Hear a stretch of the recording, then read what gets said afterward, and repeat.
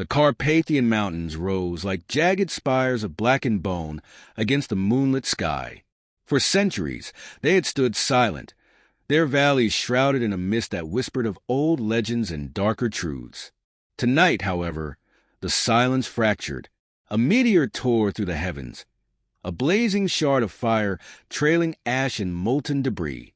It screamed as it fell, splitting the veil of night, until it struck the earth with an impact that rippled through the mountains like the roar of some long-dead god.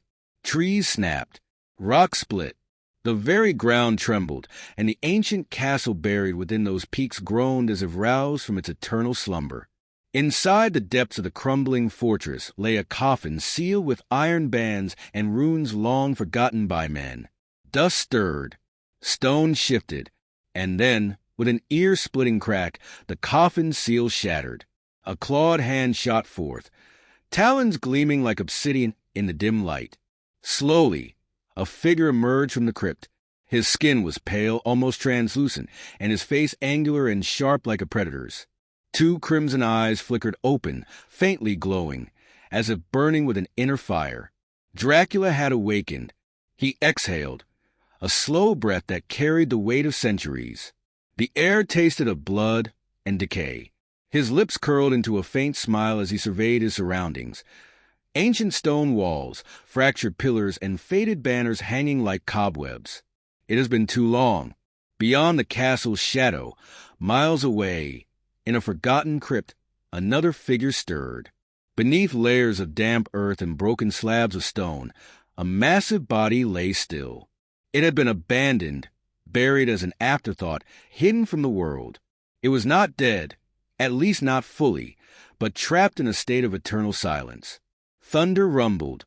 A bolt of lightning split the heavens, its searing light striking the crypt like a spear hurled by the gods. Sparks erupted. Machinery hidden beneath the earth clicked and hummed to life, cobbled together by hands both desperate and deranged. Within moments, the body twitched. Its limbs convulsed, fingers as thick as iron bars curled into fists. And then, with an ear-splitting roar, the creature sat up. Its skin was stitched and scarred, a patchwork of lives long forgotten. Yellow eyes, dull and heavy with pain, opened to stare at the world anew. Frankenstein's monster had awakened. The creature's breath came in ragged gasps.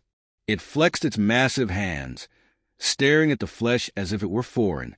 Around it lay broken tools, shattered jars, and scraps of machinery that no longer served a purpose. The storm outside intensified, wind howling through cracks in the crypt like the cries of the damned. The monster rose to its feet, its movements heavy and deliberate. Its immense frame seemed to strain against the weight of existence itself. It turned toward the crypt's exit, drawn by the storm, by the electric hum in the air that had given it life. With a final grunt, it tore free the heavy stone door that barred its path and stepped into the night. The moon hung high now, its cold light casting long shadows across a village nestled at the base of the mountains. Smoke curled from chimneys, and lanterns glowed in windows. The villagers spoke in hushed tones, unaware of the darkness stirring above them. At the castle, Dracula stepped into the ruined courtyard, his cloak billowing as he moved with unnatural grace. He could hear the heartbeat of the world, every pulse in the distance, every rustle of movement. It was intoxicating, this resurgence of life after centuries of decay. He spread his arms wide, his voice a low murmur. "Awaken, my children." From the shadows emerged creatures of the night, bats that shrieked into the skies, wolves whose eyes burned with an unnatural light. They gathered before him, loyal subjects awaiting their king's orders. Dracula's smile widened. Far below, Frankenstein's monster wandered through the forest. His steps shook the earth as he moved, clumsy yet powerful. The sounds of the woods, chirping insects, rustling leaves, were alien to him. He clenched his fists, trying to quiet the strange emotions brewing within. The wind carried a scent, something sharp and metallic. Blood. The monster turned toward the village lights flickering in the distance. He did not understand why, but the scent called to him, pulling him like a chain wrapped tight around his mind. He lumbered forward, his massive form disappearing into the trees. At dawn, the village awoke to screams. A lone survivor stumbled into the square, blood smeared across his face and terror etched in his eyes. The mountains, he choked, collapsing before he could finish. The villagers murmured, priests clutching their rosaries, blacksmiths gripping their hammers. A small group of men mounted horses, torches in hand, and rode toward the castle. They did not return. By the time twilight fell, silence had claimed the village. Dracula stood at its edge, a figure of death against the dying light. His crimson eyes surveyed his new domain, a kingdom of fear ripe for conquest. And yet, something unsettled him. In the distance, past the forest where his wolves roamed, he felt an unfamiliar presence. Something strong, something angry. Dracula's lips twitched into a scowl. "What are you?" In the shadow of the trees, Frankenstein's monster watched. He crouched low, hidden, his yellow eyes locked onto the pale figure at the village's edge. The scent of death surrounded Dracula, filling the air like a sickness. The monster didn't understand much about this world, but he recognized evil when he saw it. The two creatures stared across the distance. Two titans reborn in the same night, each forged in pain and darkness. A storm began to churn above them, lightning flickering as if heralding the clash to come. For now, neither moved. Dracula turned away, his cloak sweeping the ground as he disappeared into the mist. The monster remained still, watching the last glow of light vanish into shadow. The forest grew quiet, and then the storm roared. The storm had yet to relent, pounding the earth with relentless fury. Lightning lashed across the sky, illuminating the Carpathian wilderness in violent flashes. Deep within the forest, the monster stood alone, hidden beneath the black canopy, his massive form a silhouette of stillness. He listened to the storm, its chaotic rhythm mirroring the tempest inside him. The village lay silent now, overtaken by Dracula's dark will. The pale king of shadows moved like a phantom through the empty streets, his crimson eyes lingering on abandoned homes and cold hearths. His children of the night swarmed through the village, bats and wolves, extensions of his growing influence. Yet Dracula's satisfaction remained incomplete. Something else had awakened. At the far edge of the mist-drenched valley, within the ruins of a forgotten chapel, Dracula waited. The air felt thick here, heavy with the energy of lingering souls. Their whispers curled at his ears, yet his attention remained fixed elsewhere. Before him, the moonlight cast shadows on the damp stones, and there, through the shattered doorway, he heard the approach of a massive, plodding presence. The monster stepped into view. His towering frame stooped beneath the fractured arch. The moonlight pooled over him, revealing flesh stitched together in crude patterns. His yellow eyes glimmered with a dull pain, but also with a simmering fire. Dracula regarded the creature with curiosity, his long fingers steepled before him as though he were some dark king seated on an invisible throne. "What are you?" Dracula's voice broke the silence, smooth and low, tinged with both intrigue and disdain. The monster's lips moved, his voice rumbling like a distant avalanche. "I am not supposed to be—" Dracula's brow arched, a cruel smile forming. "Ah, a thing rejected by its own creation, a cursed offspring of man's ambition." He rose from where he stood, his cloak flowing like liquid shadow. "And yet, you walk, you breathe, and you fight." The monster's fist clenched. "I am no one's puppet, nor mine," Dracula replied coolly, stepping closer, his eyes narrowing with calculated interest. "I see it now, the hatred, the fury, a fire born from abandonment. You are an abomination, yes, but you are also power. You do not know it yet, but you are mine." The monster growled, a deep and guttural sound that vibrated through the air. "I belong to no one." Dracula laughed softly, his voice like silk unraveling. He circled the monster, his presence invasive, unnerving. "You have no master, it is true, but you have no purpose either. You were created as a tool and left to rot. You exist without meaning. Tell me, what drives you?" The monster turned, his heavy steps cracking the stones beneath him. His mind churned. He thought of his first breath, the agony of awakening to a world that recoiled at his very existence. He remembered his creator fleeing in terror and the echoes of rejection that followed him everywhere. "I seek peace." Dracula's smile widened, though his fangs glimmered like daggers. "Peace? Peace is a lie. There is no respite for us, no salvation. Creatures such as you and I were born of shadows and pain. Peace will never embrace you. Power, however," he paused, his crimson eyes gleaming. "Power will grant you freedom, a new purpose." The monster turned to face Dracula fully, his massive form blotting out the ruined doorway. "What purpose?" Dracula spread his arms, his cloak rippling like dark wings. "The world of men is weak. They live in arrogance, denying the existence of creatures greater than themselves. You know this as well as I do. They would burn you alive at the first chance they had, call you a demon, and worship your ashes. You do not belong among them, just as I do not. Join me, and together we will unmake their world. We will forge one where we are no longer hunted, no longer hated." The monster's mind swirled with conflicting emotions.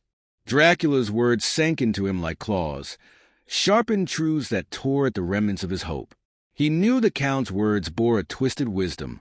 The villagers' screams echoed still, their voices tainted with fear and loathing. Fear of him, just as much as the pale predator standing before him. Dracula stepped closer, his voice lowering to a whisper. "Your strength is unmatched. Your hatred is pure. You do not know it yet, but we are the same. Alone, you will be hunted until the ends of the earth. With me, you will rule." The monster looked down at his scarred hands, the memories of his maker's rejection flooding back. How many nights had he wandered in solitude, aching for meaning? How many times had men attacked him, their weapons drawn with hatred in their eyes? He had never known acceptance, and yet his yellow eyes lifted to meet Dracula's. "I will not harm those who are innocent," he growled, his voice filled with slow determination. Dracula's smile remained, but his eyes flickered with shadow. "Innocence is an illusion. Then I will decide who is guilty." For a brief moment, the silence stretched between them like a wire ready to snap. And then Dracula nodded, a slow gesture of understanding, though his expression betrayed nothing. "Very well, my friend. Walk with me, and you shall see the world for what it is." The Count turned, his cloak flowing like liquid night as he moved through the chapel ruins. The monster hesitated for only a moment before following, his steps slow and deliberate, the earth trembling under his weight. Outside, the storm had calmed, but the air remained thick and restless. The pact between shadows had been made. That night, the villagers at the edge of the forest caught glimpses of movement in the mist, one tall and pale like a phantom, the other massive and hulking, a beast torn from nightmares. Together, they moved as one. Dracula's voice carried through the trees, a faint whisper that echoed in the ears of all who dared to listen. "Tonight, the world begins to understand the truth. We are no longer myths." At the heart of the castle, deep within its stone bowels, dark forces stirred. Old tombs groaned open, and shadows twisted into forms that should not exist. Dracula's army was awakening, and at its center, the monster followed, unsure of the path he now walked, but certain of one thing. His creator's world had rejected him, and now he would decide the fate of all who stood in his way. The storm had passed, but a darker night had begun. The castle stood atop the jagged cliffs, like a predator surveying its prey. Its towers clawed at the stormy sky, cloaked in layers of mist and shadow. Bolts of lightning illuminated the ancient walls, momentarily revealing the grotesque gargoyles perched along its edges. Within its depths, dark forces seethed, an army awakened to usher in a new age of terror. In the center of the great hall, Dracula waited, His crimson cloak flowed like a river of blood behind him, his face carved from pale stone, expressionless yet burning with malice. The air around him shivered with unnatural cold as his gathered army stirred. Creatures born of darkness, their twisted forms shifting in the torchlight. Vampires, ghouls, and shadows without faces. "Tonight," Dracula whispered, his voice echoing off the towering stone walls, "we rid this earth of weakness. We tear away the veil of humanity's illusions." From behind the grand iron doors came the low rumble of approaching footsteps, heavy and deliberate. The gathered creatures snarled in anticipation, their bloodlust infectious. The great doors groaned as they were pushed open, revealing the monster. He entered slowly, his hulking form outlined by the flickering torchlight. Rain soaked his massive frame, the moisture glistening on the rough stitches of his flesh. His yellow eyes burned with a quiet resolve, the kind that comes from a soul that has suffered for far too long. Dracula spread his arms, his voice a mockery of warmth. "You return to me, my friend.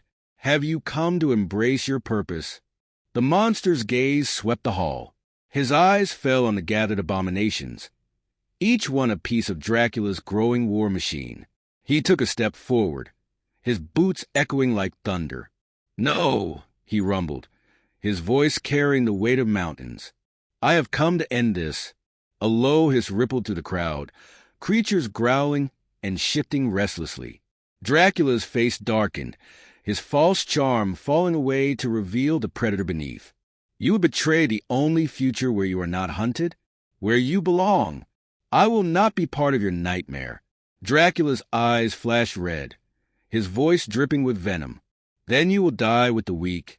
With a wave of his hand, the army surged forward. The hall erupted into chaos. The monster roared, a sound so deep and primal that it rattled the very walls. His massive fists met the first wave of attackers, smashing through them like battering rams. Vampires lunged at him from the shadows, but he swatted them aside, their bodies breaking like brittle twigs. A ghoul leapt from above, only to be caught midair and hurled into a column, shattering it into rubble. Dracula watched motionless, his gaze unblinking as the monster fought with unmatched fury. He had expected defiance, but not this.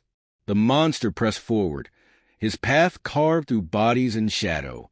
But for every creature he destroyed, more emerged. They clawed at him, tearing into his flesh, drawing dark blood that dripped onto the stone floor. Yet he did not falter. Pain had long since become an old companion. A shadow with claws like scythes struck from the side, slicing a deep gash across his chest. The monster stumbled, a cry of rage tearing from his throat. His vision blurred, but he saw them, their pale eyes, their endless numbers. For a moment, the weight of it all bore down upon him. Then a voice echoed in his mind, his creator's voice. "You are my greatest failure." The monster's fist tightened, rage bubbling from somewhere deep within. He refused to be a failure. He refused to let Dracula's nightmare consume the world. With a renewed roar, he charged forward, grabbing a vampire by the throat and crushing it to ash. He swung a shattered column like a club, sending ghouls flying. Dust and bones scattered across the floor. Dracula's patience snapped. With unnatural speed, he leapt from his throne and landed soundlessly before the monster. The air froze, every torch dimming as the Count's presence swallowed the hall in shadow. "You cannot win," Dracula hissed. "I am eternal, and you are nothing but a dead man's mistake." The monster lunged, swinging a fist like a cannonball. Dracula dodged effortlessly, his form blurring as he struck back. A slash across the monster's arm, then a blow that sent him crashing into a wall. Stones crumbled, dust billowing through the air. "Why fight?" Dracula sneered, his crimson eyes glowing brighter. "You were born to be rejected. You were born to suffer."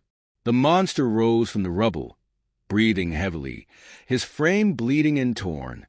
Yet his yellow eyes remained fixed on Dracula, unwavering. "Maybe I was," he growled, his voice a low rumble. "But you are no better.